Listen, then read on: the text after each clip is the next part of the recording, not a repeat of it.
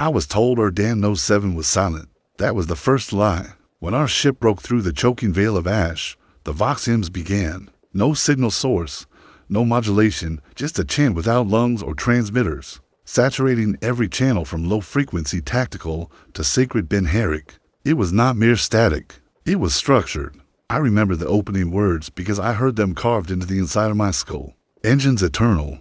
Blood perpetual. I am Vox Officer Loran, 43rd Ventrillion, attached to the Adeptus Mechanicus Recovery Cadre. My orders were clear. Transmit all telemetry without filtration, confirm contamination thresholds, and survive long enough for the Magos to retrieve his relic. I obeyed. That was my second mistake. The first was believing we would ever leave. The planet below should have been dead. Records placed its abandonment in the 3rd or 2nd millennium after catastrophic forge implosion. Yet the surface glowed like a dying ember. Manufactoria spires rose through the dust like serrated cathedrals, and every Auspex sweep confirmed a fact our commanders denied: the forges still burned. Power signatures consistent with planetary-scale reactors pulsed beneath the crust, synchronized like a heartbeat. None of this should have been possible. The Magos spoke of miracle. The Colonel muttered of data errors. I, listening to the chant bleeding into my vox, could not stop the thought. The world itself breathes. We landed at grid point Sigma Black. I could still recall the air, though I wish I could not. It should have been frozen. The atmosphere collapsed after millennia of neglect. Instead, a furnace-warm gale pressed against our rebreathers, carrying the stench of molten iron mixed with something sweeter, almost organic. Ash drifted in heavy flakes, clinging to armor seals, thick enough that I licked one particle by accident. It tasted like marrow charred to dust. I spat until my throat bled. Troopers fanned out in 2-biter formations, laskins raised, optics humming. The manufactorum stretched around us, a labyrinth of broken conveyor lines and collapsed foundries. Every structure trembled with an intermittent vibration, as if something vast shifted deep below. The tech priests halted every few steps, Auspex coils raised, intoning binary litanies to translate the tremors. None of them looked disturbed. Some even whispered in awe. That first night, the impossible escalated. I record this as a soldier, not a mystic. Crates shifted on their own. I marked their positions at 0 to 00 hours, 3 meters from the shuttle ramp. At 0 for 00, without alarm or footprint, they stood flush against the manufacturing wall. The sentry swore they saw nothing. When I checked my Auspex, it displayed my own life signature as flatline, body temperature 0, heart rate absent. I tapped my breastplate to prove to myself I was alive. The Auspex insisted otherwise. When I reported this anomaly, the Magos did not deny it.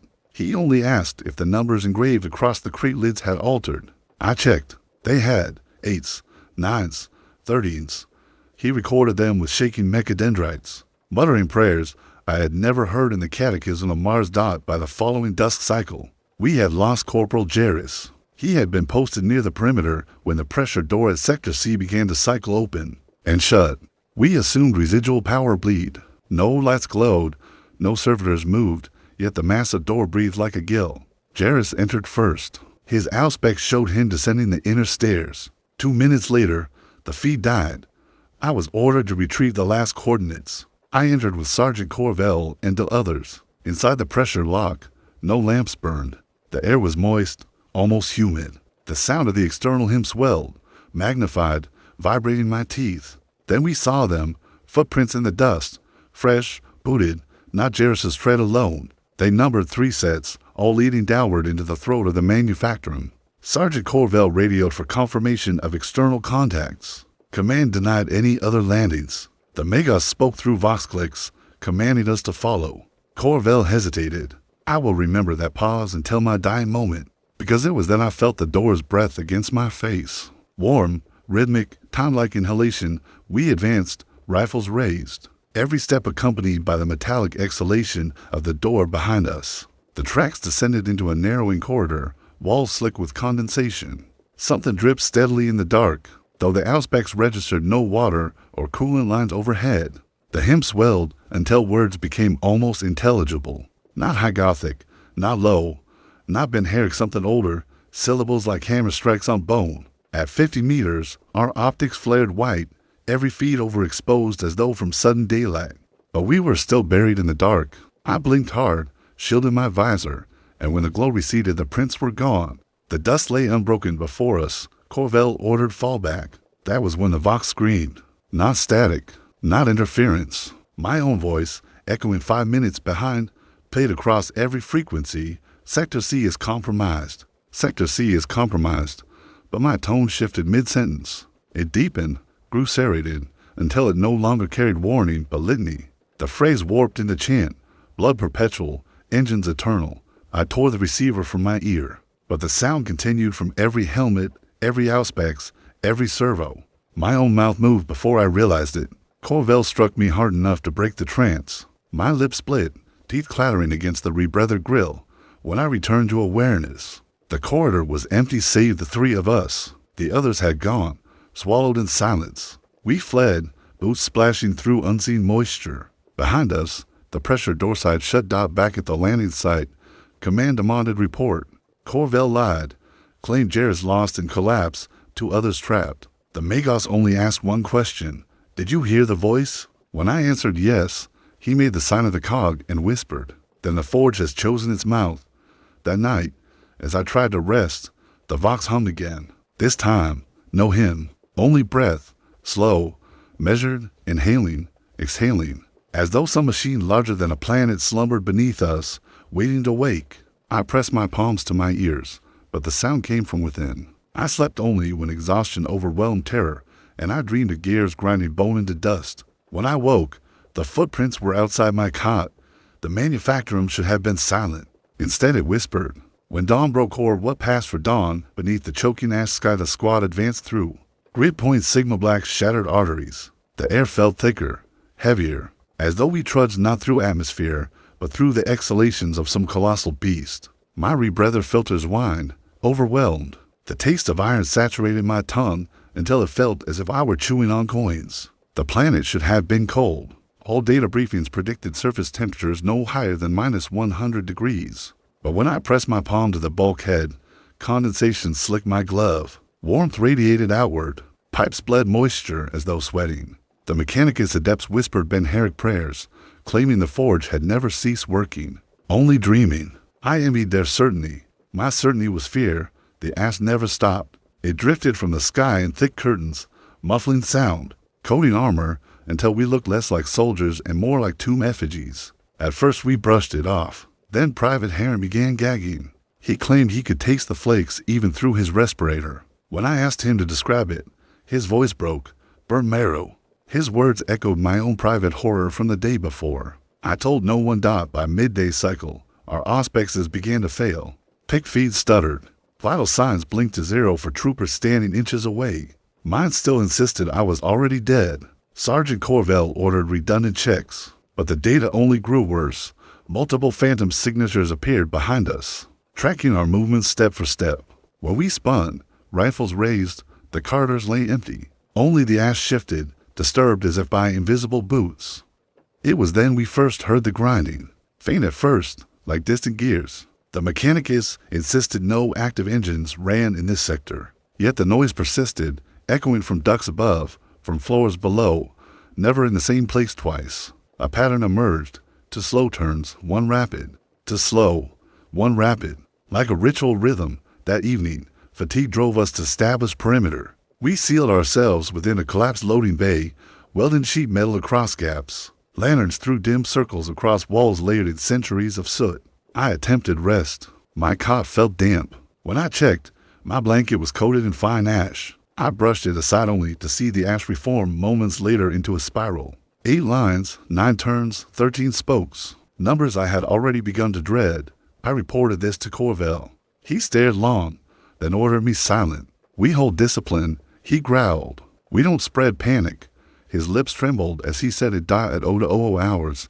The first crate moved again. Supply boxes we had stacked 3 deep stood now aligned in a perfect row, facing the bay's sealed door. No sentry saw them shift. The troopers refused to touch them.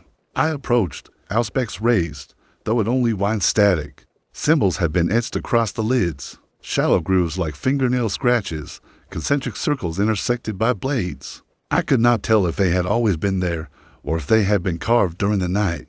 Corporal Sen volunteered to open one. His crowbar barely pried the lid before he vomited inside his rebreather. The smell reached us anyway, seeping through filter sweet rot, like butchered meat left under a furnace. Inside the crate, no rations or ammunition waited. Only ash, packed tight, faintly steaming. Since swore he saw the ash moving. I told him it was heat distortion. He disagreed, screamed that it pulsed, that it was alive. Corvell struck him silent. I recorded none of this for the colonel. Some truths are better swallowed than transmitted. At 0340, Private Heron vanished. His cot lay unrolled, respirator neatly set aside as though he had left calmly. His laskin remained upright against the wall, barrel warped, bent backward as if softened and twisted by unseen hands. No footprints marked the ash floor, only a faint trail of moisture, as though he had stepped out of water and into darkness. I broadcast emergency ping to the command ship. No reply. My vox received only the background hymn. Its cadence shifted. Where once it had been a monotone chant, now I detected intervals, pauses like breaths. Words formed in the gaps, too quiet to comprehend, but structured. I pressed the receiver tighter until my ear ached. For a moment, I thought I heard my own name whispered between the static. At 0500, the grinding noise returned, louder. The ducts above us shook. Ash rained from the ceiling. Sergeant Corvell ordered us to sweep. That was when we found the pressure door. It loomed at the far end of an auxiliary corridor, 20 meters high, armored thick enough to resist artillery. No power fed the hinges, yet the door cycled open and shut with slow inevitability. Inhale, exhale. Inhale, exhale. Each motion expelled a gust of hot, moist air that condensed across our visors. The rhythm matched the hymn's cadence precisely. We should have reported. We should have retreated. Instead, Corvell ordered investigation. We advanced in staggered line, rifles aimed into the yawning dark. The air beyond was heavier still, tasting of copper. My optics registered faint luminescence, though the chamber appeared unlit. The floor bore tracks, fresh boot prints pressed into the ash, sharp as if made moments earlier. They led downward, vanishing into the throat of the manufactorum. I counted 3 sets. None matched our patrol pattern. None matched Jarris's gait from the night before. These belonged to others unidentified. I transmitted data to command. No acknowledgement. Then my vox shrieked, volume maxed without input. My eardrum split. The sound was my own voice, delayed by minutes, speaking the phrase, sector entry confirmed. Sector entry confirmed. Then, midway, the voice warped. My inflection twisted, syllables dragged out until the report became chant, engines eternal. Blood perpetual. I fell to my knees. My mouth moved though I did not command it. Corvell struck me across the helm, snapping me back, but the others stared. They had heard it too. Some mouthed the words silently, lips trembling. The door's motion grew faster, each cycle rattling the walls. The hymn swelled. My auspex glitched, flashing a single word across every diagnostic line. Chosen, then, silence. The door froze, half open, exhaling one final gust of breath. Beyond lay only darkness, but within that dark, something shifted, something vast, metallic, dragging chains across stone. We pulled back in silence, though I felt the footprints at my heels. When we reached the loading bay, our welded barricade had been undone from within. The crates no longer stood aligned. Instead, they formed a path leading deeper into the manufactorum. I swear the ash swirled as we stared, shaping into an arrow that pointed downward. We descended because refusal meant death by firing squad, and obedience meant death in darkness. The difference was only speed. The footprints drew us downward through the manufacturum's throat. The stairwell bent at impossible angles, each flight sharper than the last, until my inner ear rebelled. I checked my compass and plant. Its needle spun without pause, as though the planet had lost all cardinal truth. Sergeant Corvell barked for silence each time someone gagged. Vomit steamed on the steel, vanishing too quickly, absorbed as though the metal hungered. The air changed as we went. No longer dry with ash, but damp, humid, almost tropical. Pipes dripped steady streams, water hissing against the floor until it pooled in shallow rivulets. I tasted the air through my filters, metallic, yes, but beneath that, salt, sweat, the musk of a crowded barracks. It reminded me of bodies pressed together during transport, except there were no bodies here. Only walls of corroded iron. At 200 meters, the sound began. Faint vibration beneath boots, rhythmic, pulsing. It throbbed upward through my bones, steady as a heartbeat. I placed my gauntlet to the wall and felt warmth radiating like skin. Each pulse released a tremor that rattled teeth. I whispered into vox, seismic activity detected. No reply. Only the hymn, distorted, rising and falling with the same rhythm. Corvell signaled halt when we found Jarrus's rifle. It lay across the steps, barrel bent in an arc, but fused to the floor. The metal had not been cut or broken, it had melted, flowed into the stair as if absorbed. His dog tag hung beside it. The chain stretched taut into the wall until it vanished completely. We called his name. The echoes came back half a second delayed, overlapping in unnatural harmony, as if the manufactorum itself repeated him. The adepts grew frantic. They pressed mechadendrites against the walls, whispering Ben-Herrick pleas, their eyes rolling back as though listening to a voice only they could hear. One broke into laughter, a glitching static rasp that set every guard on edge. When Corvell demanded explanation, the adept replied in perfect Gothic, but with two voices overlapping, "It is not metal. It is flesh and waiting." Then his chest seized, and before we could move, he collapsed forward. The floor opened like a mouth and swallowed him whole, sealing instantly without mark. His scream echoed long after he was gone. We should have turned back. Instead we marched onward, rifles trembling in gauntlets. The footprints guided us still, deeper into geometry that refused reason. The corridors twisted tighter, ceilings lowering, until the walls closed in like ribs. My auspex shrieked warnings, displaying overlapping maps that contradicted each other. One showed us ascending even as we descended. Another claimed we marched in circles. A third declared we had ceased moving altogether. Private Sen collapsed against the wall, gasping. His visor fogged from within, as though he suffocated. I pulled his respirator free. His skin dripped with condensation, sweat pooling as if he stood in a furnace. His eyes darted wildly. "It's breathing," he whispered. "The whole place is breathing." I wanted to deny it. Then the corridor exhaled. Hot vapor burst across us, reeking of iron and blood. My optics fogged. When they cleared, Sen was gone, his laskin clattering on the floor. We advanced, one man lighter, silence broken only by the pulse beneath our boots. The walls shuddered in time, squeezing slightly, relaxing, squeezing again. I could not stop thinking of lungs. I tried not to, but every step pressed the thought deeper. We were marching through a living throat. At last we reached the chamber. It opened suddenly after so much constriction, a cavern vast enough to drown a cathedral. No lamps burned, yet the space glowed faintly, light emanating from seams in the floor as if molten blood flowed beneath. Towers of machinery rose like ribs, curving upward until lost in black. Between them, pistons moved without power, expanding and contracting in perfect rhythm. The chamber breathed. I swear it. The entire machine inhaled, walls expanding, then exhaled, air rushing out in a gale that tasted of rust and marrow. Every man staggered, helmets rattling. Then the Vox spoke. Not command, not comrades. My own voice again, delayed, whispering from every channel. You should not be here. The timber twisted, warping into chant, engines eternal, blood perpetual. I dropped the receiver, but the voice did not end. It came from the chamber itself, reverberating through the pistons. The steel groaned syllables in tones deeper than artillery. The words reverberated inside my rib cage until my pulse matched their rhythm. Corvell ordered fallback. None moved. We were transfixed, locked in place like prey before a predator. Then the chamber screamed. The exhalation became shriek, a piercing metallic wail that drove us to our knees. Lanterns shattered.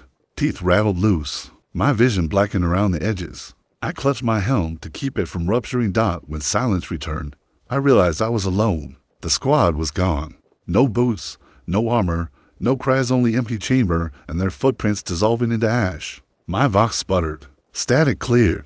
Across every channel, I heard the same message, my own voice again, this time in solemn litany, recited by hundreds of overlapping throats. The forge has chosen its mouth. Speak, child of ash. Speak eternal slaughter. I fled, the stairs twisted beneath my boots, directions folding in on themselves. Each corner revealed the same corridor, the same leaking pipes, the same exhalations. Time slipped. My chronometer spun without logic. Minutes became hours, then seconds. When at last I burst back into the upper manufactorum, I collapsed among the crates, lungs searing. The hymn had changed. No longer background static, but deliberate choir. Every note aligned with my heartbeat. Every pause aligned with my breath. I pressed my hands against my chest, trying to smother the rhythm. But it persisted. The forge breathed, and now I breathed with it. The machine waited for us. Though none of us believed it at first. We thought it merely broken, a relic of lost centuries, a husk. But husks do not breathe. Husks do not scream. Husks do not choose. Corvell rallied us what little he could. A remnant of the platoon 6 men, 1 tech priest, myself. We returned to the chamber because orders demanded proof of anomaly. Proof meant survival. If we came back empty-handed, the Inquisition would brand us liars or cowards. Better the forge's jaws than the commissar's bowl. That was our reasoning, though none voiced it aloud. The chamber had grown since my flight. I swear it. Where once walls arched like ribs, now they stretched higher, curving into darkness unseen. The pistons throbbed more violently, each motion shuddering the deck beneath us. Moisture ran in rivulets down columns of steel, steaming where it pulled down. I kept my vox active. The hymn persisted, softer now, a lullaby whispered through static. My auspex displayed not heat or pressure, but pulse. A steady line traced across its screen, climbing and dipping exactly as if reading a human heart. Only this heart was planetary. The tech priest Magos Verdun collapsed to his knees the instant he beheld the engine. His mechadendrites writhed, reaching toward pistons as though in worship. Omnissiah fragment, he rasped, vox grill crackling with static fervor. A god machine, dreaming in ash. We stand upon divinity incarnate. Corvell spat, raised his laskin. It's corruption. Stand back. Verdun ignored him, crawling forward on jointed limbs until he touched the nearest column. The steel sank beneath his handprint like flesh, indenting with warmth. His body convulsed, seizure shaking every bionic limb. We rushed to pull him away, but the machine opened. That is the only word I have. Opened. Plates parted like lips. Gears turned aside as though cartilage. Verdun screamed, a sound of both agony and ecstasy as the column pulled him inward. His limbs folded unnaturally, bones snapping, flesh melting into wires. His screams did not fade, they deepened, echoing through the pistons until every gear cried his voice. In a moment he was gone. Where he had stood, the metal closed seamlessly, unmarked. Private Sen vomited inside his helm. I tore my eyes away, but I could still hear it. His chant, Verdun's chant, resounding from the depths, blending with the hymn. The machine exhaled then. Hot vapor rushed across us, scalding filters. My visor fogged, and through it I saw scars carved into the metal deep grooves arranged in concentric spirals, overlapping skulls and cogs. They were not cut by tools. They were grown, etched into living steel like ritual scarification. I wiped my lens. The scars writhed. No man spoke. None dared. We backed toward the stair. Then the scream came. Not Verdun's voice this time. The machine itself. An exhalation turned shriek, a vibration so violent my bones rang. Ash fell from the ceiling in torrents, blanketing us in gray. My vox unit shattered into static before reasserting one sound across every channel.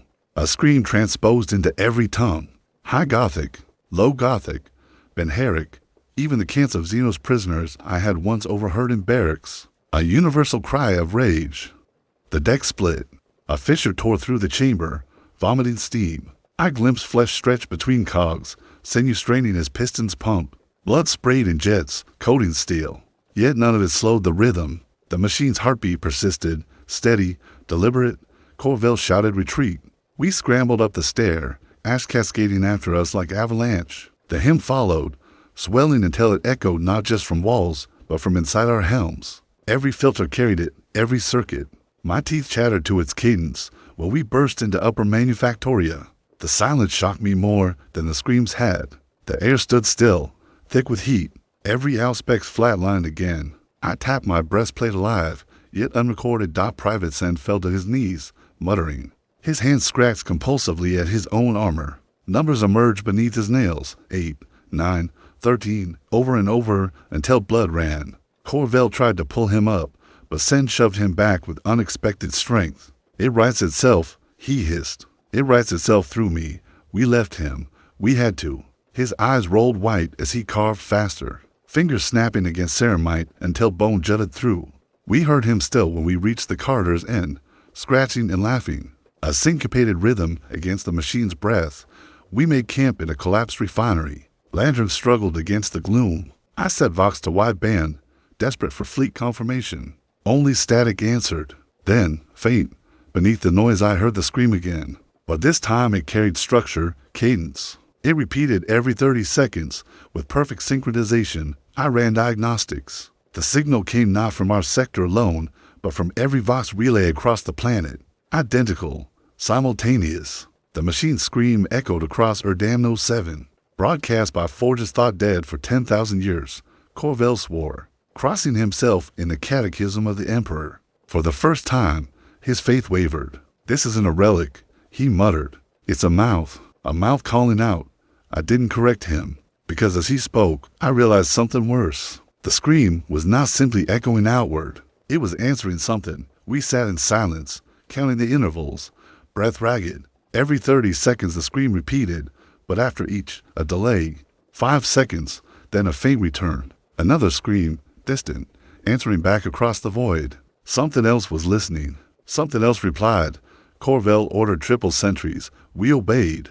No one slept. I tried recording my account, transmitting logs to the fleet, but every time I played them back, my voice warped mid-sentence, twisting into chant. I stopped after the third attempt, when the Vox repeated my words with another voice layered beneath, whispering promises of slaughter. At dawn cycle, I checked our perimeter. The ash had shifted during the night.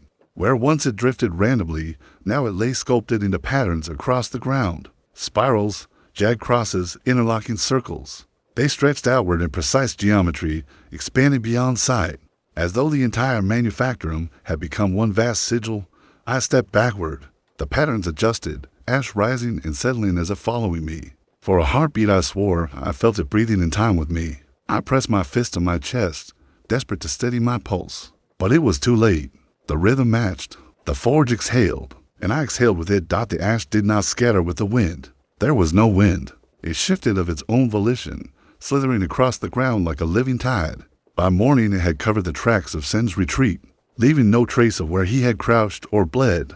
Only the numbers remained, etched into the ceramite wall with lines so deep they seemed burned rather than scratched. August 9th, 13. We gathered in silence. Corvell's voice was gone, reduced to mutters as he fingered the rosary welded into his flak plate. The other guardsmen, Darren and Ilya, stood rigid, laskins clutched tight, knuckles white beneath ash. My own hands shook as I tried to record our losses into the data slate, but the screen distorted. My words appeared rearranged, bent into strange geometries. Every sentence concluded with the same sigil, a spiral of overlapping teeth. We did not eat. We did not drink. Even the rations tasted of iron. The silence broke when the first sound came. Not mechanical this time, not the hiss of steam or piston, but something stranger. Whispers, faint as static, curling from the refinery's pipes. A dozen voices murmuring simultaneously in different tongues, yet all layered into rhythm. I thought at first it was the Vox malfunctioning again, until Corvell removed his helmet, and we all heard it bare, unfiltered. The pipes spoke. We traced the sound through maintenance ducts, lanterns held high. The refinery steel bones stretched endlessly, corridors lined with rust and decay. Yet every so often, fresh scars cut the walls, grooves sharp and glistening as if carved yesterday. Symbols repeated in every chamber, spirals widening, crossing into the same geometry that marked the ash. Ilyas faltered. This is no forge, he whispered. It's a cathedral. Corvell silenced him with a look, but I saw it outcrack his face. We all felt it. This was worship made steel, liturgy built into foundations. Not for the Emperor. Something older, something listening. The whispers grew clearer as we descended. They merged into chant, syllables forming words my ears should not know. Yet I understood them. They praised the machine as eternal, unending, beyond flesh and beyond faith. They praised the engines of slaughter. When we reached the refinery's lowest chamber, the air changed. It grew moist, humid like a hothouse, stinking of copper and rot. Condensation ran down walls in viscous trails. My boots sank into something softer than ash. I looked down and realized it was not soil, but charred fabric, layer upon layer of old uniforms, fused into a blackened carpet. Thousands of them. Soldiers consumed, leaving only garments pressed into the floor. Darren stumbled, nearly retching. His lantern beam swung wide and froze. There, in the center of the chamber, stood a figure. At first I thought a human. Its outline suggested a guardsman, standing at attention. But as the light steadied, truth emerged. It was a statue of fused flesh and metal, a man whose skin had hardened into steel, whose eyes burned faintly red within sockets that no longer blinked. His jaw was stretched wide, frozen in a scream that never ended. Wires sprouted from his ribs, burrowing into the floor. His arms pointed outward like a saint's, yet every finger was a blade. We dared not move closer. Yet the whispers swelled as if in response to our presence, flowing from his open mouth. Corvel whispered a prayer, voice breaking. Emperor, preserve us. The statue moved, not fully just enough. Its jaw widened further, skin splitting with a wet crack. A hiss of air rushed from its throat, then words emerged. Not whispers, words. You breathe, for me. We fired. Lost bolt struck its chest, bursting fragments of molten steel and charred flesh. The figure staggered, but did not fall. Instead, the walls trembled. Steam burst from pipes. Scalding in clouds, the floor pulsed beneath us, as if the entire chamber had a heartbeat. We fled, lanterns jerking in frantic arcs.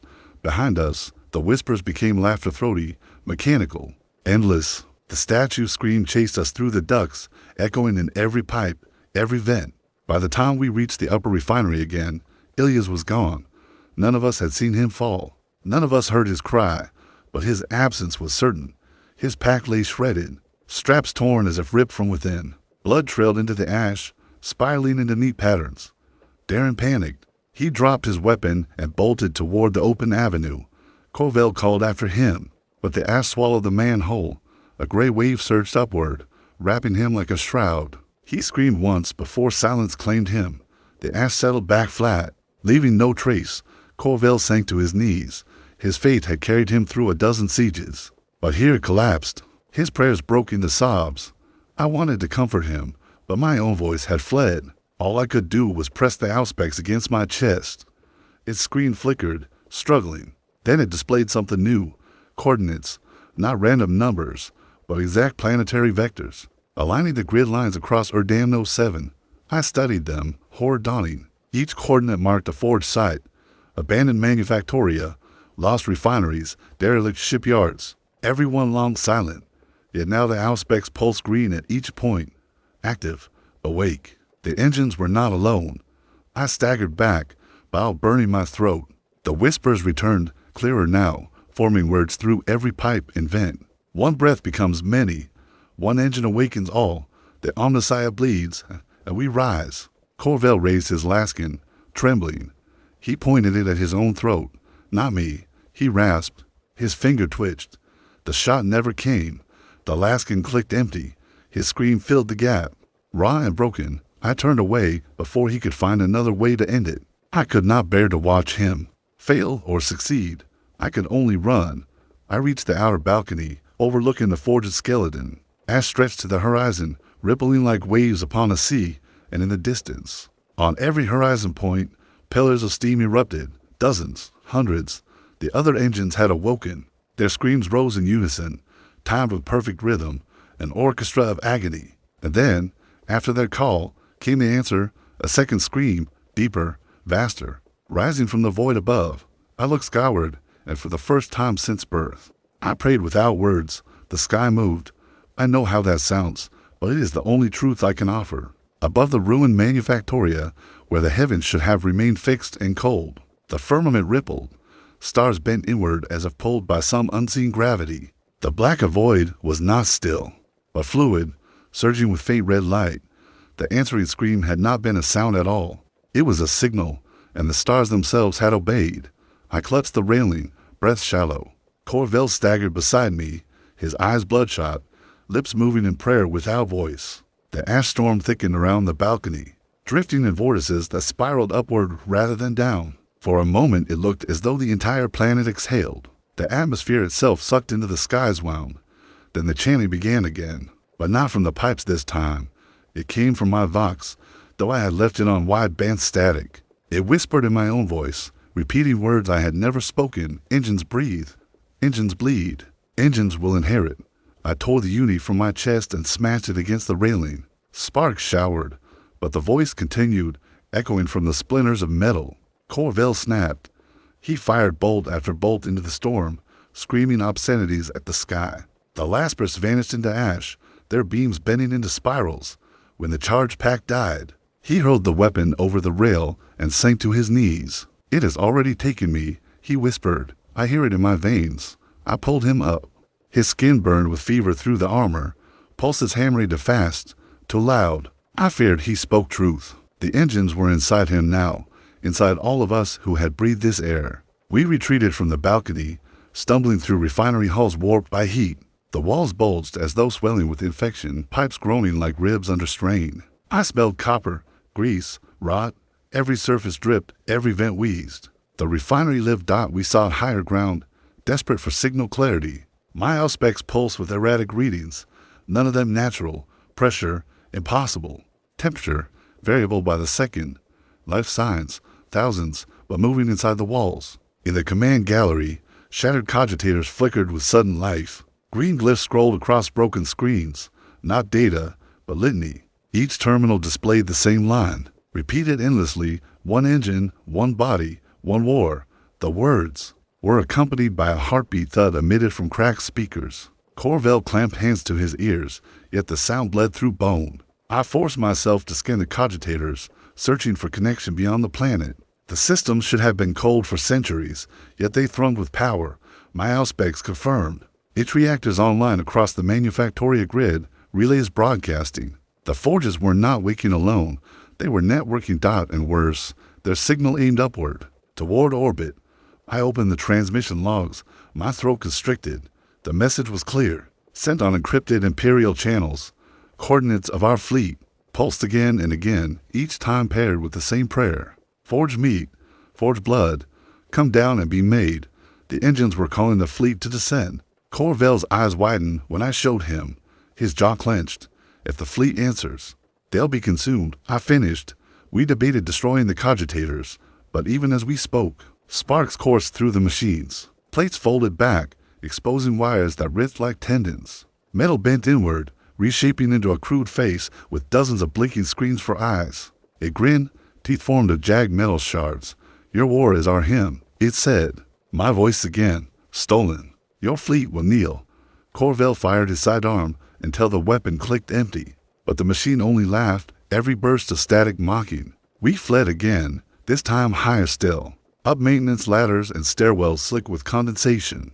At last we emerged onto the refinery roof. The ash storm raged here, spirals twisting skyward like colossal smokestacks. Across the horizon, pillars of steam marked where other engines had awoken. Dozens at first, then hundreds, stretching beyond sight. Their screams joined into one vast chord, the soundless vibration shaking the marrow of my bones. And then, amid that orchestra, came the fleet's reply, high above. Bright lances of light cut the clouds. Drop ships ignited their descent, dozens of them, answering what they thought was an Imperial signal. Their engines roared across the firmament, noble and proud. For one heartbeat I felt hope, the relief of reinforcements. Then the truth sank in. They were flying into the forge's jaws. Corvell screamed at the sky, waving his arms, firing his pistol like a flare. It was useless. The dropships did not waver. Their vox bursts hailed us, words of camaraderie and courage, but twisted as they reached my ears. Reshaped into chant, every transmission ended with the same phrase, eternal slaughter. I fell to my knees. My auspex confirmed what I already feared. The ship's vectors aligned not to our position, but to the coordinates pulsing from the engines below. They were not coming to rescue us. They were coming to feed. The first craft broke through the ash storm, hull glowing with entry fire. Its silhouette loomed enormous, descending like a spear. Corvell grasped my shoulder, shaking me violently. We must warn them. We must. The ground split before us. The refinery roof cracked open, plates folding aside like petals. Beneath, gears shifted, pistons reared, and something vast rose to meet the dropship. A maw of metal, a throat of screaming steam. The engine itself unfurled, opening its body to the sky. The dropship vanished into its jaws. Metal bent, teeth closed, and the ship's scream merged seamlessly into the chant. No explosion, no wreckage, just silence. The maw sealed, and the engine pulsed brighter, heartbeat thundering. More dropships followed. One by one they descended into mouths opening across the plains, vanishing without struggle. Consumed by the forges they had once served, Corvell sobbed, voice raw.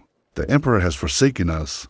I wanted to argue, but no words came, because deep within, I feared the Emperor had not forsaken us at all. Perhaps this was his will. Or perhaps the engines had rewritten even fate. The sky rippled again. The stars bent further inward, a wild widening, and from its depths came light tread, endless. Hungry, the answering scream was no longer faint. It was close. Something vast approached, pulled by the song of engines. Something older than our war, older than our faith. And I knew then, with clarity sharper than fear, that damned 07 was only the first note in his litany. The sky tore wider with every heartbeat. What had first looked like ripples now gaped like a wound, a raw slit bleeding crimson light. The stars bent into it, drawn down into a spiral. Corvell clutched his helm as though it might shield him from the sight, muttering litanies faster than breath. I could not look away. I felt the pull to, deep in marrow, as if my very bones longed to unravel into that cosmic maw. The dropships did not resist. They dove willingly, their course aligned not by pilot's hand, but by the rhythm pulsing through the engines below. Each vanished into steel throats, consumed without fire, without wreck. Their crews never screamed, or perhaps their screams had already joined the chant. Lost in the hymn that surged across every surface of the planet, Corvell seized my shoulder, shaking me. We cannot stay. We must reach the fleet, warn command before all is lost. His eyes burned fever bright. His skin twitched, pulses thrumming loud. I feared he would collapse, or worse, that the forge would claim him as it had Verdun. Yet his desperation mirrored mine. We descended the refinery roof, seeking transport. Every stair trembled with the engine's heartbeat. The walls sweated black fluid, dripping like ichor. Symbols shifted across metal panels, rearranging as we passed. Spirals stretched, closed, then stretched again, mirroring breath. Always breath, always the rhythm. On the third landing we found a door half-French from its frame. Beyond lay an ancient mag train line, its tracks long dormant. Dust coated the rails, yet faint sparks flickered between them. Power stirred. Against reason, the line still lived. We boarded the lead carriage, its interior dark, windows webbed with cracks. Seats were gone, stripped to metal. Ash filled every crevice. I sat at the console, brushing dust from glyphs. My hands trembled as the machine hummed beneath my touch. A glow bloomed across the panel, not the soft green of Imperial systems, but a deeper crimson. Still, the train obeyed. It shuddered, lurched, and began to move. The tunnel swallowed us. Darkness pressed close, punctuated only by the flicker of failing lumen strips. Corvell knelt in the aisle, rosary clutched so tightly blood seeped from his palms. He whispered prayers, each syllable breaking against static. I tried not to listen, but every prayer ended with a word that was not the Emperor's name. Eternal, eternal, eternal. Minutes passed or hours. Time bent here, stretched by the rhythm of pistons echoing through the walls. My auspex glitched, its chronometer spinning without end. At last, light pierced the tunnel ahead. We emerged into a cavern vast as a hive's heart.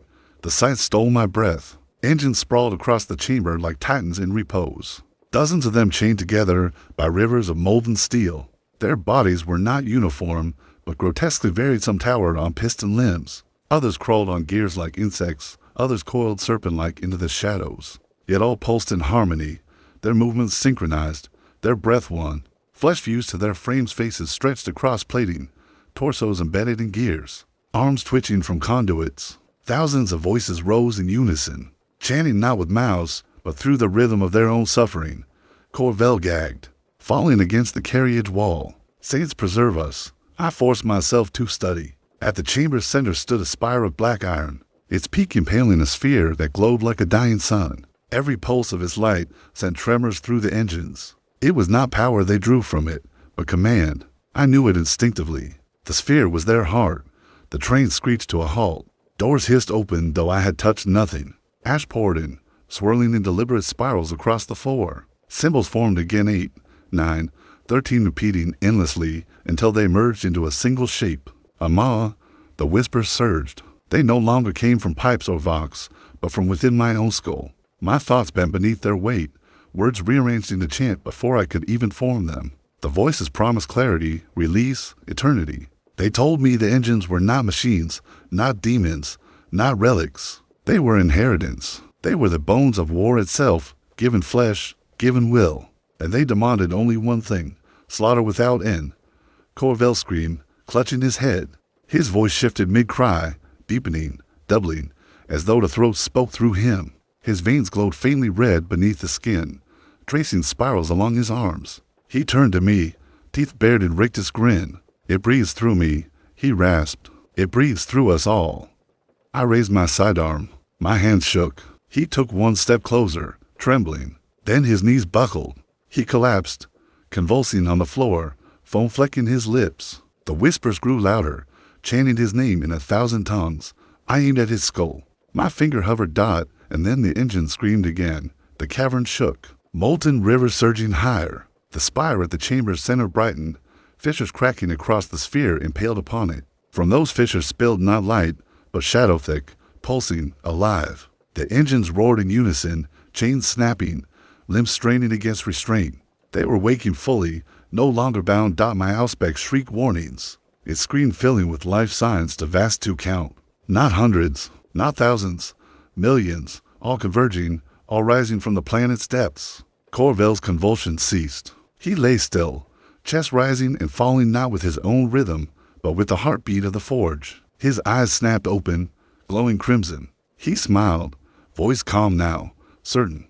The fleet will kneel, and we will rise eternal. I pressed the sidearm to his temple, but before I could fire, the train lurched forward, dragging me back. Doors sealed. The carriage accelerated, racing deeper into the cavern. The engines roared behind us, their voices chasing like thunder. Through the cracked windows I saw more figures stir in the ash. Human forms, thousands of them, rising from beneath the carpet of dust. Guardsmen, workers, priests all fused to steel, all chanting in harmony. Their steps fell in rhythm, their march aligned. An army reborn. The whispers in my skull surged to chorus, drowning every thought. Yet one truth cut through their hymn. This was no accident, no chance corruption. The engines had been waiting, patient, eternal, and now, at last, the galaxy would hear their song. The train carried me toward the sphere, toward the heart. I could not stop it. I could not even pray. The train would not stop. No controls obeyed me. The console's glyphs writhed when I touched them, spirals blooming across every surface. The carriage itself had become part of the liturgy, a vessel ferrying me to the heart, whether I willed it or not. Corvel remained crumpled at my feet. His eyes still glowed faint red, every breath synchronized to the engine's pulse. He whispered between gasps, not prayers but orders, as though he read commands broadcast into his skull. March, feed, rise, each word came with convulsion, his body struggling against itself. I held the sidearm to his temple once more. Still I hesitated. Perhaps cowardice, perhaps curiosity. To kill him would end one voice, but not the hymn. The tunnel widened until we emerged into another cavern, vaster than the last. This was no natural hollow. Walls stretched upward like cathedral vaults, steel fused with bone. Arcs of black iron forming buttresses carved with screaming faces. At its center loomed the spire, taller now, broader. A tower that seemed to pierce the planet's crust itself. The sphere impaled atop it throbbed brighter. Cracks spreading like veins of fire across its surface. Every pulse rattled the train, shook the marrow in my bones. As the carriage slowed, I saw others. Dozens more trains stood along parallel rails, their carriages spilling passengers into the ash. But these were no survivors. They were thralls, men, women, children, even the skeletal remains of long-dead workers. All moved as one, shambling toward the spire. Their flesh bore spirals carved deep, their eyes burned faint crimson. Voices rose in one relentless chant. Corvel stirred, lips curling in grim smile. Our brothers. The carriage doors hissed open. The ash rolled inside, filling my lungs with heat and copper. I staggered out, clutching the sidearm, though I knew its fire meant nothing here. The crowd parted for me, not out of fear, out of recognition. They made way as though I belonged. My every step matched their rhythm. My breath aligned with theirs. The engine's heartbeat echoed in my skull until I could not tell if it was theirs or mine. The spire loomed closer. Its surface was carved with innumerable symbols, gears interlocked with skulls. Spirals nested within spirals, liturgies etched deeper than any tool could cut. The sphere atop it pulsed, and with every throb the crowd moaned in ecstasy. I felt it in my chest, each beat pulling at the blood within me. My vision blurred, edges sharpening in unnatural clarity. Colors fractured into geometry. I stumbled, knees striking ash. My Auspex slipped from my grip. The device screamed, readings spiking beyond comprehension, temperature, pressure, psychic resonance. All at once infinite and void. Its screen fractured into a spiral of light before shattering entirely. Shards embedded in my palm, blood dripping onto the ground. The ash drank it eagerly, forming new symbols that writhed and shifted before my eyes. Corvel knelt beside me, his grin wider now, his voice calm. Do you see it? The truth. This is no demon, no machine. It is the marrow of war itself. It has always been here, waiting for us to give it breath.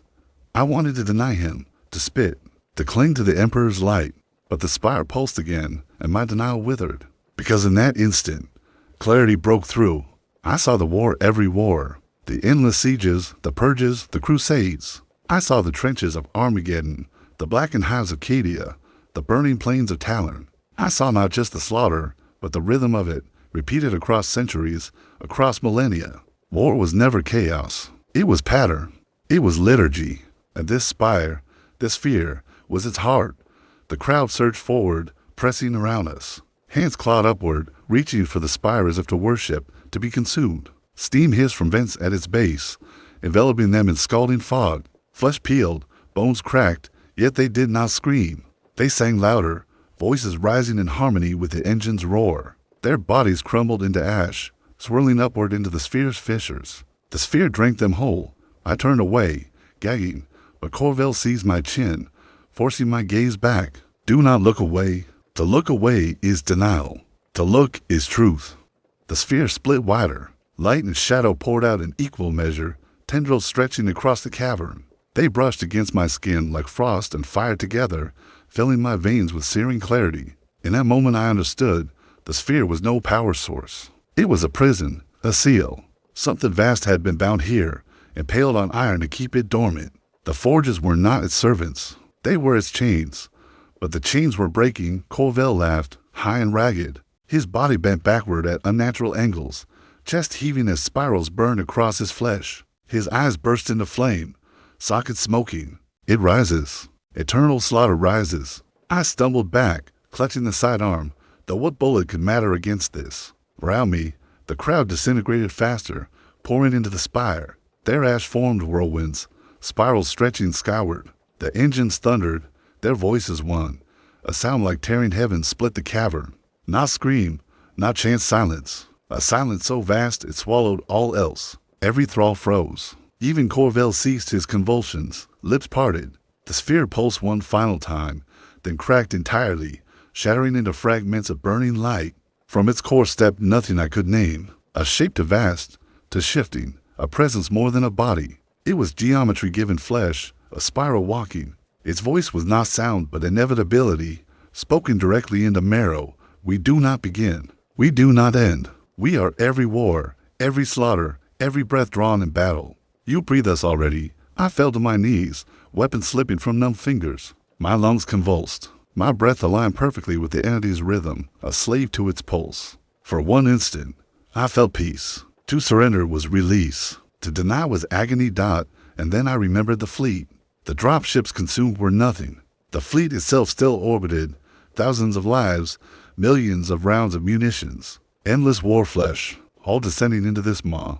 I forced breath against the rhythm. I forced myself to break cadence. My chest burned, head swam, but I spoke. My own words, not its. No. The cavern shook. The entity's form shifted, spirals tightening in fury. The thralls screamed, clawing at their throats as though my denial tore at them. Corvell shrieked loudest, collapsing into ash that scattered across the floor. The entity turned its focus upon me, and I knew then the choice was mine, to surrender and join its hymn or resist, and perhaps carry its truth beyond this tomb. My lungs trembled. My heart staggered. Yet I forced breath again. No. The spire trembled as if in rage. Chains snapped one by one. The cavern's roof split, revealing the wound in the sky. And through it, the fleet began its descent. The descent began. From the wound in the sky, dropships and orbital haulers poured down like falling stars. Their formation perfect, their engines singing in unison. Yet I knew the chorus was not theirs. The rhythm matched the entity's pulse. Each burn of thrusters, each flare of plasma exhaust, aligned with the eternal beat of slaughter. The cavern quaked. Chains of iron and bone snapped free, their echoes shaking me to the core. The spire groaned as if in agony, yet the entity only grew sharper, its form clarifying into geometries the mind was not meant to hold. Spirals nested within spirals, folding space around them. My vision doubled, trebled, until I saw the fleet not above me but inside me. Each vessel another rib in a cosmic carcass. The Auspex shards embedded in my palms still glowed faintly. They vibrated, picking up Vox traffic from orbit. I pressed them tighter, letting the splinters cut deeper, blood slicking my fingers. Through static I heard it. Commanders reciting litanies, navigators chanting trajectories, pilots counting descent. But their voices overlapped, harmonized, became the hymn. The fleet was not speaking, it was being spoken through. My knees buckled. I wanted to submit, to let the harmony carry me. Then the pain of the shards reminded me of myself. My blood dripped hot onto the ash, disrupting the symbols etched there. For an instant, the ash resisted, patterns framed before reforming. That was enough. Pain could be defiance. The entity moved, or perhaps I moved within it. Its gaze, or what passed for gaze, fixed upon me. The silence struck again, annihilating every sound save the hammer of my pulse. Its voice filled the void, slow, inevitable. You break cadence. You deny the liturgy, but all flesh returns to rhythm. All war bows. You are anomaly only briefly. I wanted to laugh. My throat was too dry. Instead I croaked, if I am anomaly, then I am still free. It did not answer. The silence cracked, replaced by screams. Not human, not even thrall. These were vox screams from orbit, voices of captains and astropaths rupturing across every channel. I heard the fleet fall into chaos. Ships colliding, ordnance was firing, voice shields collapsing in perfect unison. As though sabotage had been orchestrated by a single breath, the entity was reaching upward, and the fleet was its instrument. I staggered toward the spire, each step like pushing through tides of stone. The ash clung to my boots, spirals etched into the soles. I kept moving. The sidearm was gone, discarded. Only the shard-embedded hand remained, dripping blood that hissed against the spire's surface. Where my blood touched, the symbols faltered, momentarily disrupted before reforming. Not destroyed, but weakened. I pressed harder, smearing my palm across the iron and bone. My skin blistered. The spire trembled, and the entity's silence returned in fury. You would bleed against inevitability? You would wound stone with skin? The wound in the sky widened further, reality tearing as though the planet itself was being peeled open. Through it I saw not just the fleet, but the void beyond, stars twisting into spirals, constellations dragged into cadence. The galaxy itself seemed to lean closer. I was an insect spitting against a hurricane. Yet insects bite. Corvel's ash, scattered across the ground, stirred in sudden wind. His voice rose faintly within it, words carried on particles. Brother, why resist? You know the pattern. To deny it is to deny breath itself. I spat blood into the ash. My own voice came ragged but steady. Then I'll choke. The ash hissed, recoiling. For the first time since arrival, something recoiled. I seized the moment. With all strength I slammed my wounded palm into the spire again. The shards drove deeper, piercing bone. Agony blurred my sight, but the symbols beneath my hand cracked, just faintly. Light bleeding through fissures dot above. One of the descending cruisers erupted prematurely. Fireball blooming in silence. Wreckage scattered across orbit, debris raining into the planet's atmosphere. For a heartbeat the cadence broke. The fleet faltered. The entity's presence surged around me, suffocating. You are not resistance. You are only delay. Its tendrils of geometry wrapped tighter, spirals constricting my chest. Breath came ragged, lungs caged in living iron, my vision dimmed, stars collapsing inward. I thought I would vanish. Then memory pierced the fog not of war, but of the shrine I once guarded. A single flame burning before the Emperor's icon. The candle's light was feeble, yet feeble things endure. I gasped a final breath and screamed, not in cadence, not in hymn, but raw and formless. A scream, without rhythm. The spire convulsed. Cracks spread further, light spilling in jagged lines. The cavern shook violently. Thralls wailed, staggering as their chant collapsed into chaos. Some tore at their own throats, unable to sustain the hymn. Others fell still, their bodies unraveling into loose ash that drifted upward without pattern. The fleet above fractured further. Ships broke formation, some colliding, others halting descent. For the first time, human shouts returned to Vox, disoriented, panicked, their hymn broken. The entities shuddered, form distorting into wild spirals, unraveling faster than they coalesced. Its voice returned, deeper, furious. You bleed upon chains. You fracture song. Yet every silence births rhythm anew. You cannot end what was never beginning. My knees gave way. Blood pooled beneath me, symbols writhed within it. The shards burned hotter, their edges humming. I pressed them deeper into the spire one last time before my strength faltered entirely. The cracks widened, light erupting outward in blinding arcs for an instant. I thought the spire would collapse, the entity with it. But instead, the cavern ceiling ruptured fully. The wound in the sky widened until atmosphere bled into void. Air rushed upward, dragging thralls, ash, and me toward the breach. I clawed at the spire, shards biting deep, holding fast as everything else was consumed. The entity's tendrils unfurled into the heavens, spirals reaching toward the fractured fleet. Its voice thundered, vast enough to fill void and marrow alike. Witness, even your defiance is offering. Even your scream is rhythm. You are part of us now. The fleet descended again, this time not as vessels, but as falling wreckage aflame, each hull a burning hymn. The sky itself was on fire. I held tight, lungs collapsing, blood boiling as the air thinned. My last thought before darkness crept in was not a victory, but a delay. A delay bought with pain. A delay that might matter.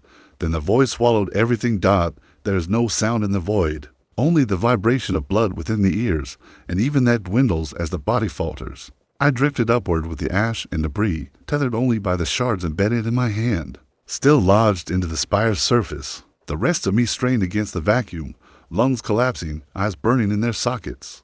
The wound in the sky had become a gaping maw, dragging all into its embrace. Shapes tumbled past me, thralls flailing silently, fragments of rock, burning shuttles consumed in re-entry. Each object spun along spirals invisible, all motion obeying geometry not of nature, but of will. I clung, vision blurring, as the entity expanded outward. Its form was no longer confined to the cavern. It stretched through the wound, spilling into orbit, a spiral vast enough to lace through stars. Through dimming sight I saw the fleet caught in its grasp. Ships once proud frigates, cruisers, carriers twisted, their hulls bending like soft wax. Gun decks curled inward, vox masts entwined into coils. Their crews screamed across vox, voices bleeding through the auspex shards, still humming in my palm. Some screamed prayers, others curses, but most only wept. Every sound, every syllable, fused into the rhythm. I wanted to close my ears, to sever myself from the noise, but no such mercy was possible. The shards burrowed deeper, binding me to every transmission. 1,000 deaths echoed in marrow. My own heartbeat staggered, wanting to fall into cadence. Somewhere deep in memory, a voice my own spoke, resist through fracture, never yield to pattern. I forced my jaw shut, bit down on my tongue. Pain cut through fog, blood pooled in my mouth, copper sharp. It kept me tethered a moment longer. The spire vibrated beneath my grip. Cracks widened further, light spilling upward into the void. This was not light of salvation. It was light of release. The prison was breaking fully. Whatever lay within the sphere's heart now had sky enough to stretch. I could not endure much longer. Muscles failed. My grip slipped, blood smearing symbols that reformed instantly. My lungs were useless, chest convulsing in vacuum. Darkness crept across sight, and yet within that dark, I glimpsed something else. Not vision, not hallucination. A reflection, not my own. It was the Emperor's visage. No, not visage memory. The shrine candle again, flickering weakly in a half-forgotten chapel. Not grandeur, not victory, only stubborn flame refusing the wind. The image steadied me. A feeble defiance, but defiance all the same. I released the spire. Weight vanished. The void seized me fully, dragging me upward into the wound. My body twisted, tumbling alongside thralls and wreckage. The entity's presence swelled around, spirals closing, geometry pressing into every nerve. Its voice encompassed all directions. You abandoned stone to embrace sky. So be it. You shall ascend as witness. You shall breathe slaughter into stars. The void flayed skin from bone. My vision fractured. Yet amidst ruin, motion appeared natural, mechanical. From orbit above, one vessel still burned true. A single frigate, scarred yet intact, its engines cutting across descent vector. Unlike the others, it had not succumbed fully to the hymn. Its vox channel sputtered through the shards. Command broken, containment breached by throne. What is? I clawed toward the sound, though there was no air, no ground, nothing to propel me. Still, I moved. Perhaps the entity allowed it. Perhaps defiance bent geometry enough to grant drift. Whatever the truth, I spun closer to the debris path trailing that frigate. Ash coiled around me, forming faces, mouths moving without sound. They mouthed Corvel's words: march, feed, rise. Their hollow eyes gazed with hunger. I closed mine, refusing. Something hard struck my shoulder, a fragment of hull plating. I seized it, forcing my body to shift vector, scraping skin raw against metal edges. The frigate loomed nearer. Its hull burned bright against atmosphere, tearing into sky. The entity's tendrils lashed outward, spirals vast enough to ensnare moons. One wrapped the frigate's bow. Metal groaned across void, but the vessel resisted, thrusters flaring brighter, defiance incarnate. Through Vox, I heard a captain's voice not chanting, not in cadence, but raw command. Hold course. Fire every battery. We burn or we break it.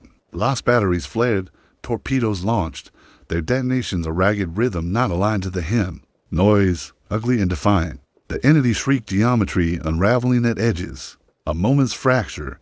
The frigate's hull hatch tore open, figures and void suits spilling outward. Grapnels fired into wreckage. One line arced near, snapping taut. Instinct moved me. I seized it, pain lancing through torn fingers. The line jerked, dragging me toward salvation or another cage. The entity's voice thundered inside bone. Even this ship sings us. You will see. All wars end in our hymn. I did not answer. I could not. My mouth filled with blood. My lungs collapsed. Yet silence was answer enough. The grapnel reeled me in. Hands seized me, gauntleted, hauling my ruined frame into the frigate's airlock. Darkness followed immediately, not a death, but a blessed unconsciousness when sight returned. It was dim, filtered through helm lenses. My body lay on steel decking, Medicaid servitors cutting shards from my palm. Pain flared anew as steel met bone. Vox chatter filled the chamber confused, panicked, yet not in unison. A relief sharper than MO or PHIC. The captain loomed above, helm cracked, eyes bloodshot yet defiant. His voice rasped through Vox. You came from below. You saw it. I could only nod. Words failed. Blood-clogged throat. His gaze darkened. Then throne help us. It's not just below. It's in orbit now. Half the fleet's gone. The rest sings, as if to prove him. The hull shuddered. Through port windows I saw spirals wrapping broken ships, dragging them into alignment. The entity had not faltered. My defiance had delayed. Nothing more. The captain gripped my shoulder. Metal fingers biting through armor. You know what it is. You know what it wants. Tell me. I coughed blood, spat onto the decking. Words scraped my throat raw, but I forced them out. Engines, eternal. Slaughter. The frigate lurched violently. Warning screamed across Vox. Atmosphere bled through cracked bulkheads. The entity's tendrils tightened their grip, dragging us toward the spire below. The captain bared his teeth, expression both furious and resigned. Then we burn ourselves before we sing. The words chilled deeper than void. But they were right. A choice lingered. Annihilation or absorption. The alarms wailed louder. The entity's hymn pressed against bulkheads, vibrating every bone. The captain's hand tightened. You live the pit. You tell us, is there any other way? I drew a shuddering breath, blood frothing. My vision swam. In truth, I did not know. Yet denial itself was weapon dot, so I answered, yes. The word left my lips like a curse, though it was little more than a rasp through broken teeth. Yes, a promise I could not prove, a defiance I could barely sustain. Yet the captain seized it like a weapon. His hand gripped my shoulder tighter, steel gauntlet grinding bone. His eyes, bloodshot and hollow from sleeplessness, flared with something I had not seen since the surface. Choice. The Vox crackled around us. Bridge officers shouted reports, their voices jagged, unaligned. Port batteries ruptured containment failing shields down to 12%. No hymn beneath their words. Not yet. The ship still bled its own voice. The captain dragged me upright. My body screamed, muscles torn, lungs punctured from void exposure. Still, I stood. He barked orders over the din. Medicaid, seal him. No pain stems if he dies on his feet. It will be truth. Steel clamps bit into my ribs as they bound a cracked rebreather across my jaw. Each breath was knives, but it was breath, and that was enough. We staggered toward the bridge. Doors hissed open, revealing the void beyond. The viewport showed nightmare. Spirals of light wrapped the broken fleet. Every wreck pulled into geometry like bones set in ritual pattern. Fires bloomed across atmosphere as ships fell, flaming altars descending into the world below. And there, at the center of every orbit, stretched the entity no longer confined to cavern or spire. It spanned across void, a spiral so vast it seemed stars themselves bent in orbit around it. My knees buckled at the sight. The crew staggered as well, some clutching heads, others mumbling prayers. The captain's voice snapped like a lash. Eyes on me. The Emperor sees you through this day. Their focus steadied, but their fear lingered. I saw it in the twitch of hands, the sheen of sweat on brows. The hymn pressed at the edges of their skulls, waiting for one falter. The captain turned to me. What is it? What did you see? The word scraped out. Ra. It is not demon, not machine. It is liturgy made flesh. War-given rhythm. It feeds on alignment, on unity. Break cadence and it falters. Sing and it consumes. The bridge fell silent. Crew exchanged glances, their lips twitching unconsciously, as though resisting urge to mouth the hymn. The captain's jaw tightened. And how does one break cadence against a god? I swallowed blood, noise, chaos, refusal, even lies, anything that denies pattern.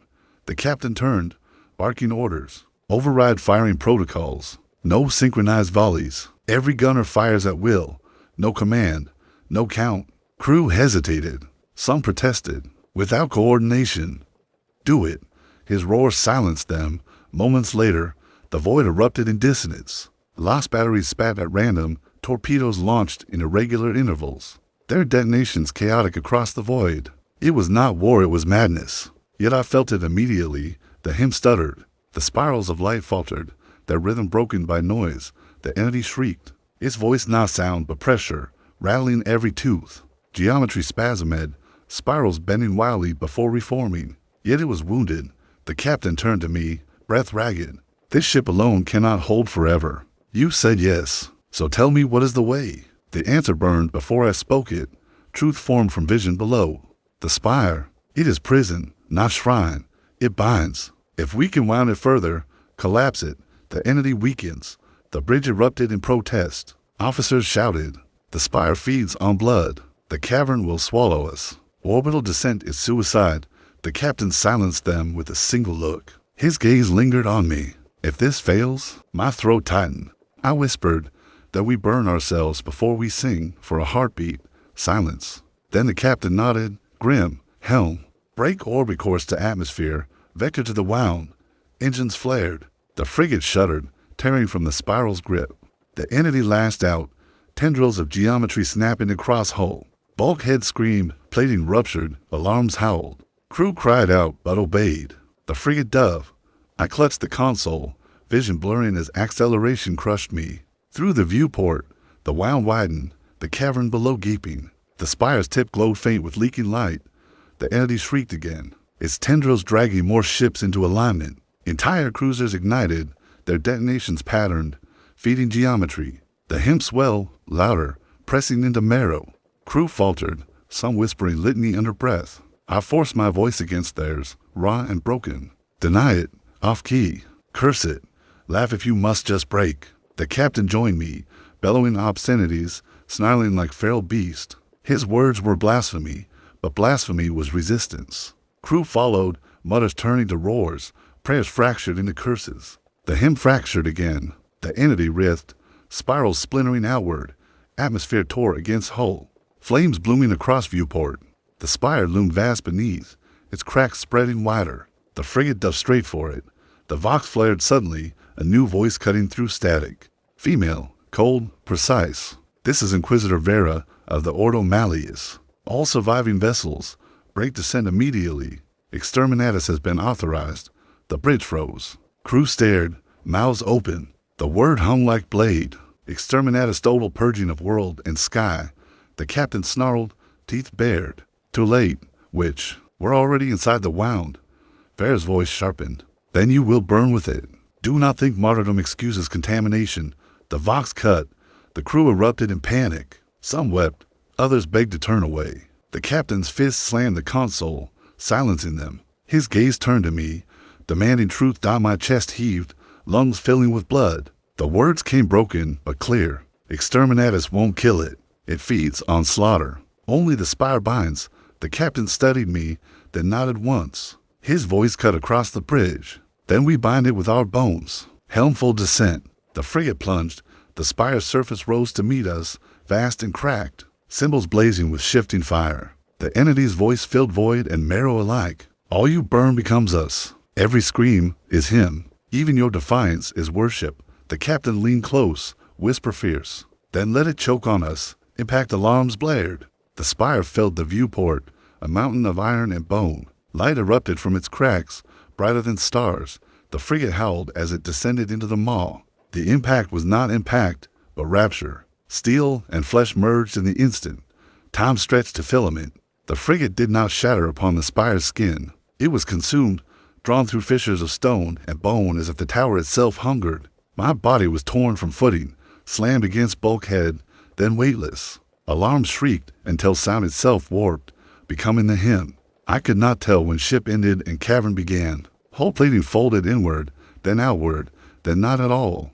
The crew screamed as decks twisted, corridors coiling into spiral. Some were crushed, others dragged into cracks that pulsed like mouths. The captain's voice roared through chaos, cutting through even as his body was pinned by collapsing steel. Hold fast. Deny it. Die loud. I clawed forward, ribs cracking, blood choking. I did not know if I moved through ship or shrine. All was the same. Fire roared along ceiling, yet the flame froze in arcs, frozen by pattern, burning without ash. Shadows danced, forming faces of those already consumed, their mouths open in song. I spat blood and words both, curses breaking cadence. The frigate plunged deeper, each deck peeling away, each soul absorbed. We emerged into a chamber vast as abyss, lit by veins of fire coursing through stone. The spire's heart. There, the entity loomed not as spiral, not as void geometry, but as throne. A figure sat, vast and faceless, rod of light and hymn. Its body was cathedral, its breath endless chant. At its feet lay corpses of millennia, all arranged as choir. The crew fell silent, some in awe, others in terror. Silence itself was surrender. I screamed, voice tearing. Noise. Break it. My cry broke the trance. A gunner shrieked obscenities. Another wept laughter. The captain bellowed curses until blood poured from his lips. The choir of corpses trembled. The entity turned faceless head toward us, and the hymn deepened. I felt marrow unravel, every bone drawn toward harmony. My teeth ached as if they wished to grind themselves to rhythm. I jammed fingers into mouth, breaking them against teeth, pain forcing noise. The hymn faltered within me. I saw the captain tear at his own ears, blood streaming, yet his roar never ceased. The spire shook. Veins of fire split wider, spilling light like molten scripture. The throned figure leaned forward, vast hands stretching toward the frigate's broken hull. Where its fingers passed, crew fell dead, not crushed but emptied, their voices stolen. Each corpse rose, mouths moving, adding to choir. Despair clawed me. I knew then the truth. We had not wounded prison. We had opened it. The captain met my eyes. His face was ruined, jaw broken, one eye gone. Yet resolve burned there still. He forced breath through shattered teeth. Then we caged it anew. With us, he staggered to the helm remains, half crushed beneath debris. His hands bled as he tore controls free, wiring sparking. Engines flared somewhere deep within ruin of ship. The frigate shuddered, dragging itself like crippled beast across chamber floor. The entity's gaze followed, faceless yet all-seeing. Its voice poured through marrow. All paths end in him. Even denial is verse. The captain spat blood, snarled. Then hear this one. He rammed engines forward. The frigate lurched toward the throne, its broken hull a spear of steel and flame.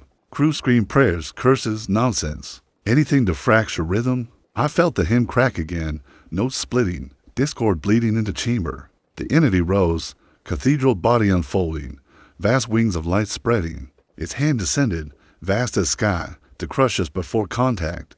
I dragged myself to weapons console, fingers slick with blood. Only one torpedo bay still alive, half ruined, but primed.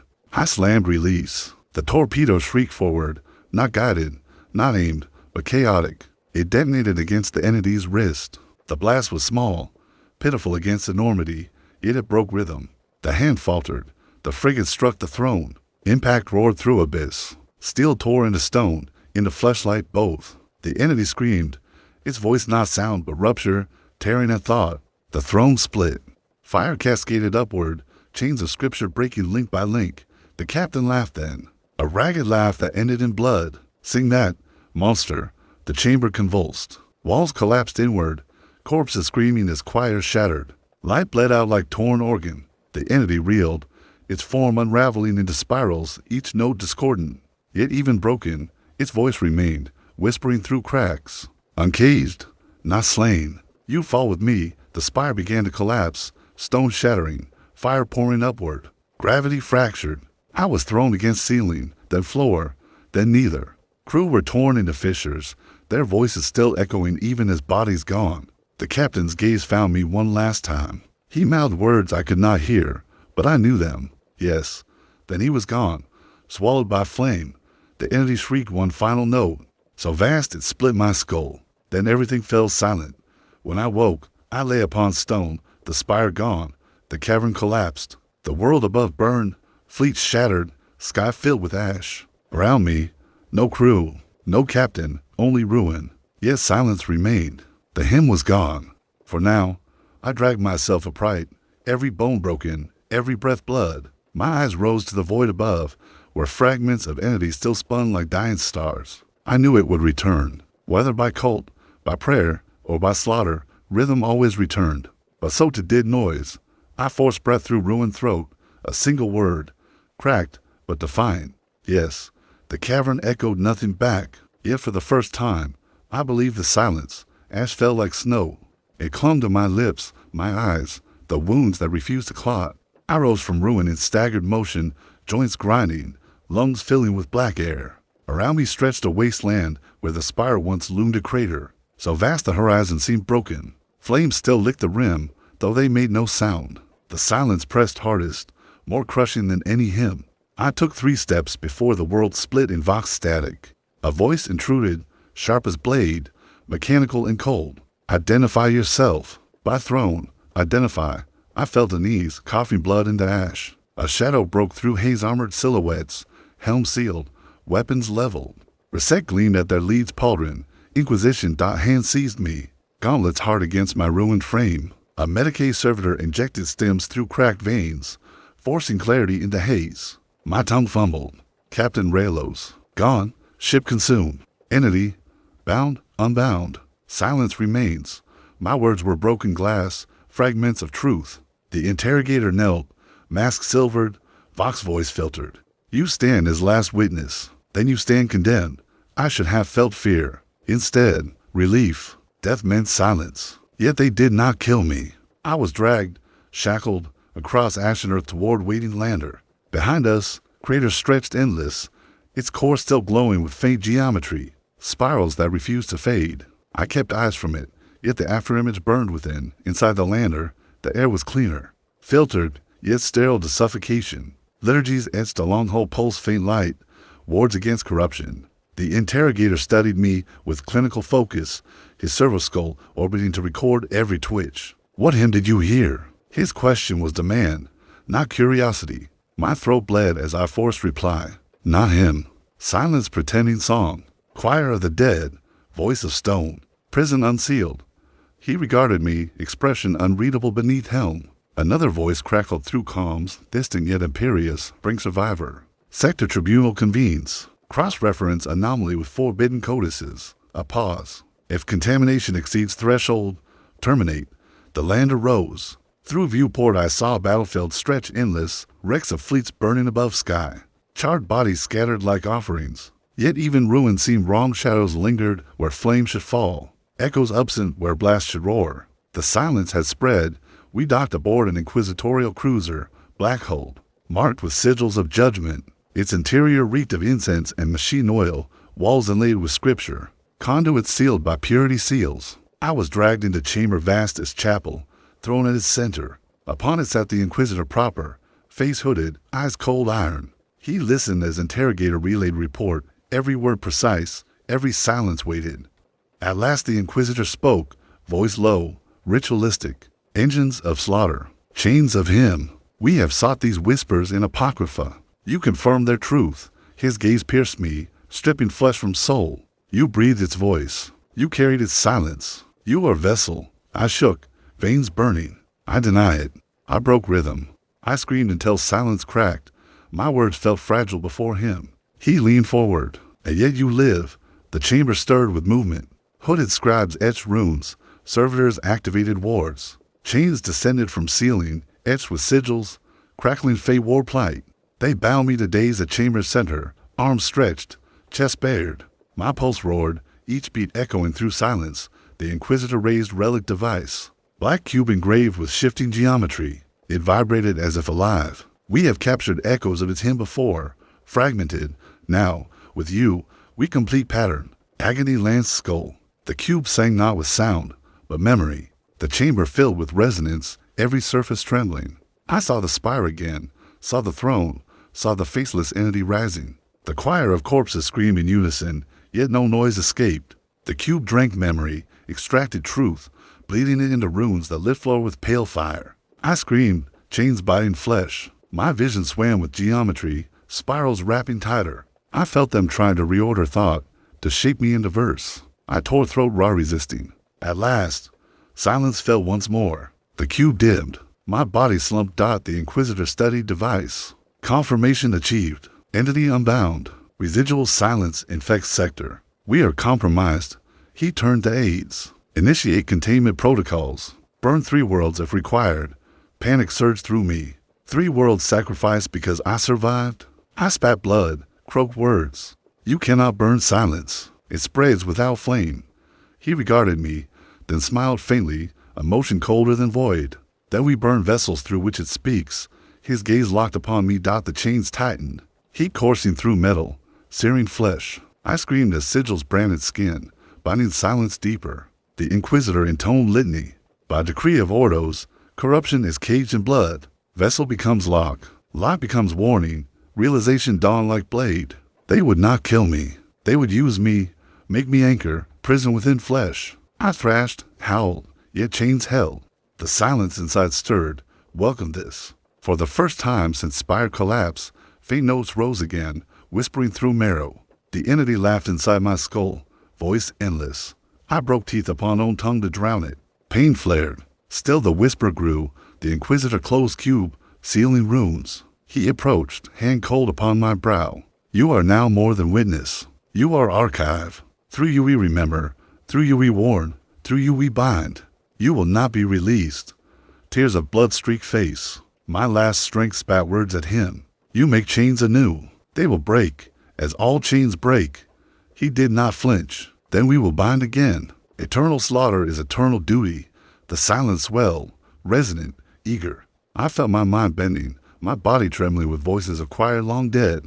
I feared the moment my mouth would open not in scream, but in song. The Inquisitor raised hand, and chamber darkened. Prepare vessel for stasis. Deep vault. Forgotten coordinates. No light. No sound. Terror consumed me. Eternal silence. Eternal prison. My throat rasped last word. Desperate. Defiant. Almost prayer. Yes, the chains glowed. Chamber sealed. And darkness claimed me. There is no time in stasis. Only the slow pulse of blood in ears. A rhythm too faint to call life. Too constant to be death. I should have been frozen without thought. But the silence does not permit forgetting. It speaks, always at edge of hearing, a lullaby of nothingness. In darkness beyond coffin walls, centuries pass like breaths. Then, a crack, metal shifting. The vault stirs. I wake not by choice, but by intrusion. Light knives across eyelids sealed by crusted blood. Chains still burn against flesh, their sigils faint now, weakened. My limbs tremble as stasis field collapses, static roaring through marrow. I cough dust. My first sound in uncounted years. The silence trembles in response. Figures loom above. Their armor is dust-caked, their robes tattered. Not inquisitorial. Pilgrims, scavengers, perhaps heretics. They chant broken prayers, voices high with awe. The vessel, the chained prophet, the sleeper of slaughter.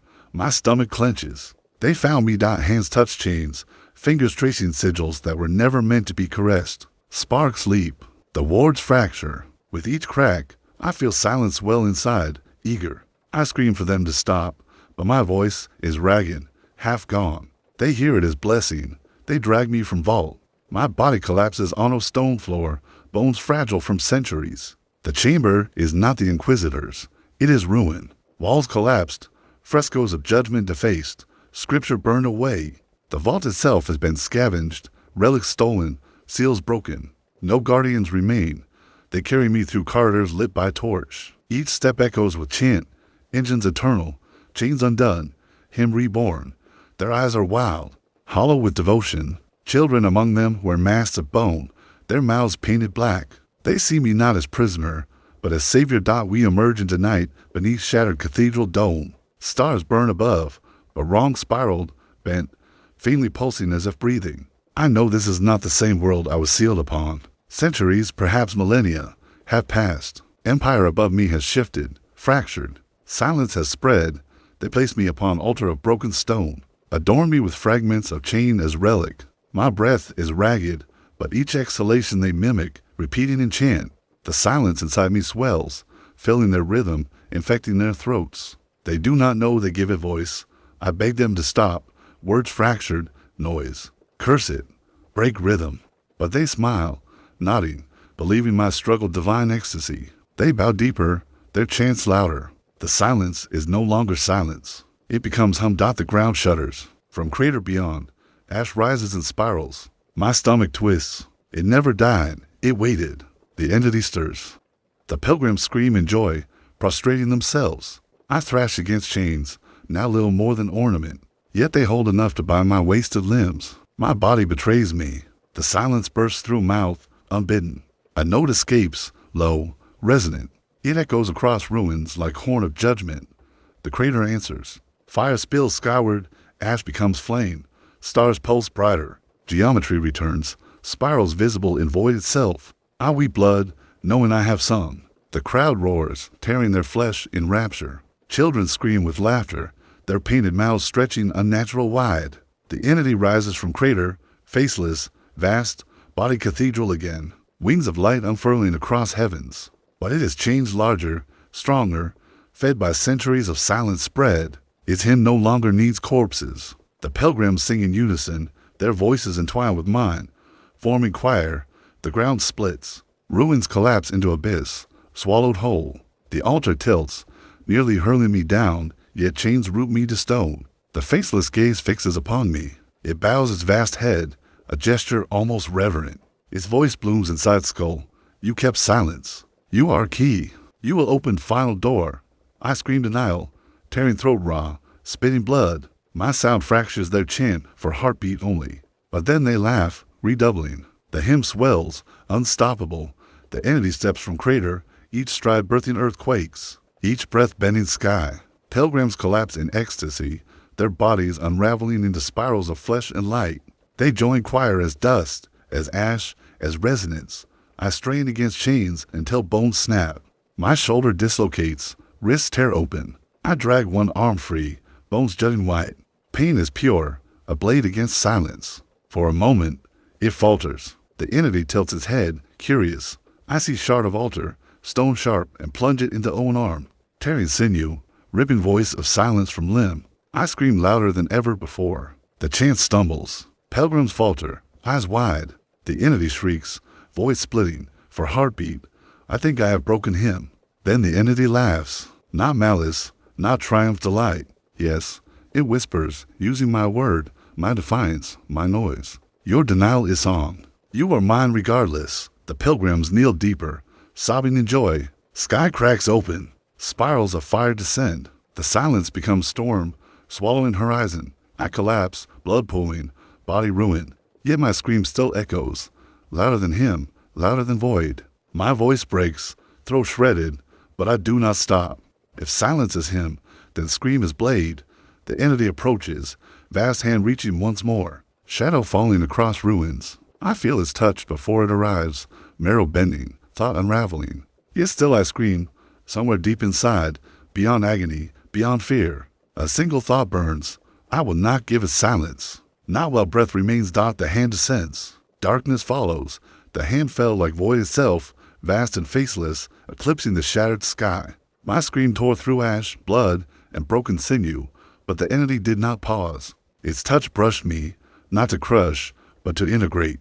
Every nerve vibrated with geometry impossible to comprehend. Every thought bending to cadence I refused. I was no longer simply witness. I was anchor, prisoner, weapon, and voice all at once. Pilgrims sprawled in ruin, some screaming, some laughing, all merged into resonance. Their bodies unraveled into spirals of light and shadow, forming lattice beneath the entity's vast feet. The altar shards embedded in my flesh pulsed with blue fire, marking me as conduit. I felt the silence stir within, swelling to meet the hymn outside. The entity's presence filled every corner of thought, yet it had not fully claimed me. I clung to fragments of defiance, teeth biting tongue raw, blood dripping in rhythmless pulse. You have carried this for centuries, the entity whispered within marrow. Its voice was neither male nor female, neither sound nor silence. Your denial pleases me, yet all who resist are mine. I spat blood into airless void. eyes rolling as shards and arm cut deeper.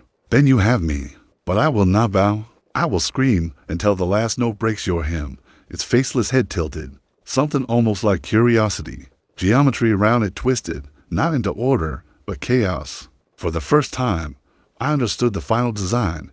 It was not conquest. It did not seek dominance. It sought perpetuation. Each scream, each defiance, each act of unaligned thought fed the lattice, stabilized its existence. I had thought killing, breaking, or screaming could destroy it. It required all three, and yet none could slay it entirely. I forced my limbs upright.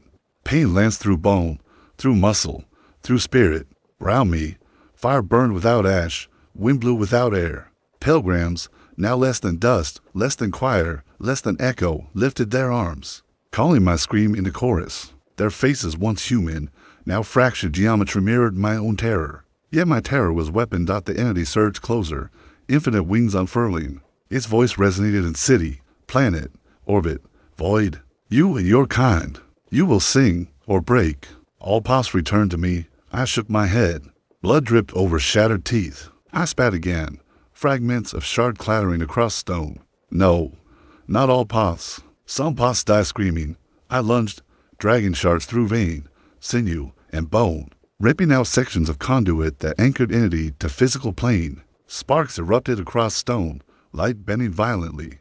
Geometry collapsed, spirals fracturing. The entity shrieked not malice, not fury, but wonder, as though unaccustomed to defiance that could wound even its infinite self. Chains embedded in flesh sparked. I tore them free, ripping steel from bone. Pain became armor.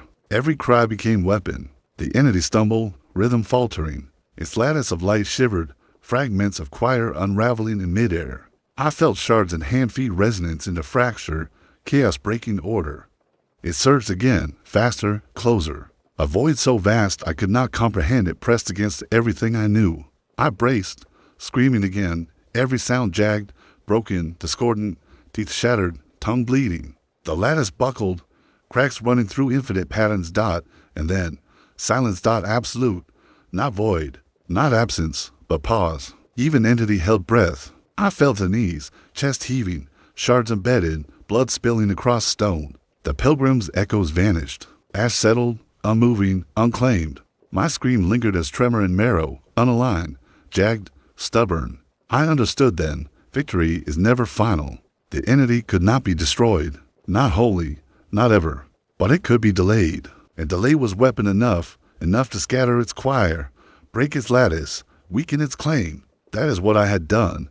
The entity's faceless head retracted into spiral, withdrawing. Not gone, but dormant. Its voice echoed faintly in marrow, promise and threat entwined. Delay is part of song. Delay is eternal. You are mine, yet mine is incomplete. I collapsed fully, vision darkening. Pain roared, bone and sinew shredded. The shards in my arms flared, then dimmed. Silence flowed in, but I resisted, holding fractured noise in mind, heartbeat jagged and irregular. For centuries, I would be witness, prison, weapon, and warning. The cathedral ruin settled. Light returned faintly, fractured, uneven. Stars beyond sky pulsed faintly, as if entity remained, watching. Wreckage of pilgrim corpses lay scattered. Some remained conscious, fractured in mind, murmuring syllables I could not understand. I ignored them. My focus was singular, remained unaligned, remained noise. I crawled forward across stone. Every movement agony, every breath stolen, every heartbeat defiance. Outside, craters still glowed faintly with spirals of light. I knew the lattice remained, entity enduring, patient. I would not flee. I would not submit. But I would not sing either. Silence and noise intertwined, and in that tension, the entity's power was lessened. I closed eyes, letting blood flow freely, shards lodged in marrow. A single thought anchored me: scream when it seeks song, break when it commands cadence, endure when all else is lost. That is the path I will walk, until memory, flesh, and mind fail. From the void beyond, faint spiral of light pulsed again. Not movement, not approach, but reminder. It waits, patience eternal. I shiver, yet do not yield. Doubt I rise, shards in hand, broken voice, and shattered bones. Defiance incarnate. The entity may endure, but so too does noise, so too does chaos, so too does will. And in that, for now, it is not omnipotent. The final note lingers in marrow. Not him, not silence, but scream. It will echo forever.